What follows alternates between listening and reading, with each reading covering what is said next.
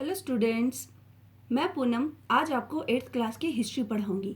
Eighth class की history में हम आज पढ़ेंगे chapter number 4, tribals, Dikus and the vision of a golden age. इसमें क्या क्या है देख लेते हैं। इसमें है how did tribal group live, how did colonial rule affect the tribal lives, a closer look. आज हम इसके दो ही पार्ट पढ़ेंगे। एक पढ़ेंगे इसकी इंट्रोडक्शन और एक पढ़ेंगे हम इसके कि ये कैसे रहा करते थे।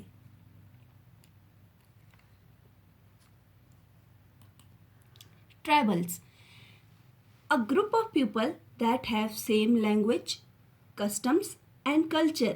They live in their enclosed society. They have a leader. ये एक ऐसे लोगों का समूह होता है जिनकी भाषा, संस्कृति, रहन सहन, खान पान सब एक जैसा होता है और ये अपने समाज के नियमित दायरे में रहते हैं। इनका एक नेता होता है। उनमें से एक नेता का नाम है बिरसा मुंडा। बिरसा मुंडा का नाम यहाँ पर मैं इसलिए ले रही हूँ क्योंकि वह इन्हें भगवान का दर्जा दिया करते थे। इनका मानना था कि बिरसा मुंडा के पास ऐसी मैजिकल पावर्स है जो उन्हें बीमारियों से दूर रखता है और उनके फसलों को ज़्यादा से ज़्यादा पैदावार दे सकता था। वो इनको भगवान इसलिए भी मानते थे क्योंकि वो उनको डिकूज से बचाए रखेंगे। अब ये डिकूज कौन है, आओ जानते हैं। डिकूज का मतलब होता है आउटसाइडर्स। ये आउटसाइडर्स कौन थे? ये थे ब्रिटिश, मिशनरीज, मनीलैंडर्स। आगे है a vision of a golden as. ये एक ऐसे सुनहरे काल का सपना देख रहे हैं जहां पर ये ब्रिटिश, मिशनरीज और मनी लैंडर यानी डिकूज से, उनकी गुलामी से आज़ाद होंगे। How did tribal group live? ये कैसे रहा करते थे? Some of them were jhum cultivators, some of them were hunters and gatherers, some of them were herders and animals, some of them took to settled cultivation. Jhum cultivators. Shifting cultivators were found in hilly and forested of north east and central India.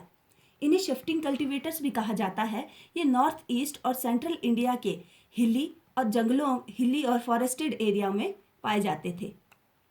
They burn the vegetation on the land to clear it for the cultivation. If the crop was ready and harvested they move to another field. ये क्या करते थे? ये पहले ज़मीन को जलाते थे। ज़मीन को जलाने के बाद उसे साफ़ करते थे। साफ़ करने के बाद वहाँ पर खेती बाड़ी करते थे और जब फसलें तैयार हो जाती थी उसे काट कर एक साल के लिए छोड़ देते थे और दूसरे साल उसमें फिर से फसल उगाते थे।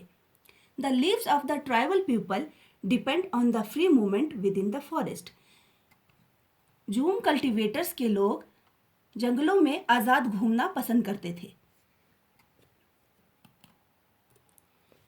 Next is hunters and gatherers. They regularly went out on collective hunts and then divided the meat among themselves. ये पहले साथ में शिकार करते थे और बाद में मांस को आपस में बांट लिया करते थे। They eat fruits and roots. ये फलों का और जड़ों का सेवन करते थे। They used many shrubs and herbs for medicine purpose and sold forest produce in local market. ये जड़ी बूटियों को, श्रब्स को, हर्ब्स को दवाइयों के लिए इस्तेमाल करते थे और उन्हें लोकल मार्केट में बेच दिया करते थे। हर्डेड एनिमल्स। गुज्जर, बकरवाल, गद्दीज। जम्मू कश्मीर में गुज्जर बकरवाल इन्हें कहा जाता है और हिमाचल प्रदेश में इन्हें गद्दीज कहा जाता है। They move according to the season. ये सीजन के हिसाब से एक जगह से दूसरी जगह आना जाना करते हैं। Milk, wool and meat. ये दूध, मीट और ऊन का लेन देन करते हैं।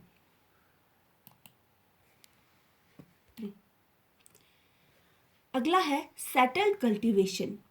Tribal groups had settled down and cultivating their field in one place year after. Tribal groups के लोग पहले एक जगह से दूसरी जगह जाया करते थे। लेकिन अब ये एक जगह होकर कल्टीवेटिंग करते हैं और उस जगह पर एक साल छोड़कर दूसरी साल फिर से फसल उगाते हैं. They began to use plow.